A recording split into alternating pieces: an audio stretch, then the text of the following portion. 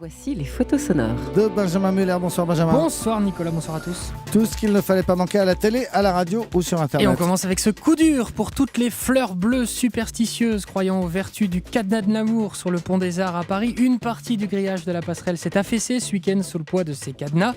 Des cadenas qui charment certains, mais pas tout le monde.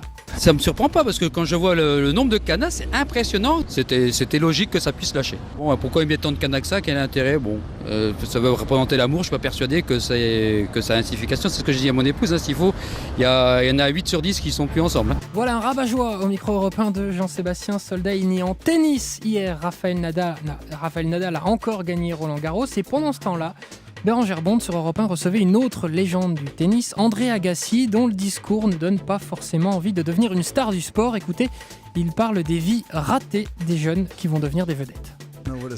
Beaucoup de parents ont des rêves pour leurs enfants et ces enfants vivent avec une pression incroyable, avec l'espoir de faire une carrière, qui vont avoir beaucoup de succès. Vous savez, il y a beaucoup de rêves brisés dans cette histoire. Quel pourcentage de ces enfants ont une carrière?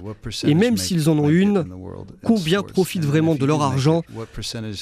Ils sont très jeunes et ils ont tellement de monde qui essaie de mettre la main dessus. Et même s'ils gardent leur argent, combien vivent le reste de leur vie dans le passé? Ça peut vraiment faire beaucoup de dégâts.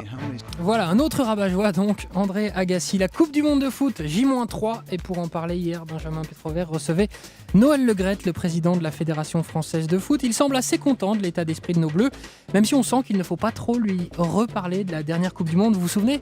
Celle en Afrique du Sud. Les hommes qui sont dans cette équipe sont bien élevés. Ils ont beaucoup de savoir-vivre. Ils aiment le maillot bleu, ils l'ont prouvé. Certes, mais vous avez compris le fond de ma question. Est-ce que vous avez pris les devants? Je veux revenir 4 ans en arrière, si ça vous arrange. Non, ce ne sont pas les mêmes. Ce ne sont pas les mêmes, Noël Le Graët. Celle-là, c'est la nouvelle génération. Allez, on reparle de Naxna. Allez, on y va. Je vous demande pour la nouvelle génération, Noël Le Graët. Bon, c'est pas des petits seins, tant mieux, c'est des hommes qui ont du caractère, mais par contre, ils ont la même passion, le maillot bleu. Voilà, Noël Le Graët. Et enfin, toujours en foot, si vous avez raté ça, le match France-Jamaïque hier soir et la victoire des Bleus 8-0, un match qu'il fallait suivre sur Europe 1. Alors pourquoi sur Europe 1? Pour entendre François Claus et Cyril de la Morinerie devenir fous aux commentaires. Le but de l'équipe de France! Le but de Cabaye! Cette fois-ci, le but de Matuidi! Le ballon, le but! Benzema! Il a nettoyé la lunette! Et le but de Giroud! 4-0, Benzema dans la surface de réparation, la frappe de Benzema, le but! Le but de Benzema! Ça arrive sur Matuidi, le but! La reprise de Matuidi! Elle est marquée, oui! Oui! Et 7! Oui! Oh, c'est la balade! C'est la balade! Le 8e!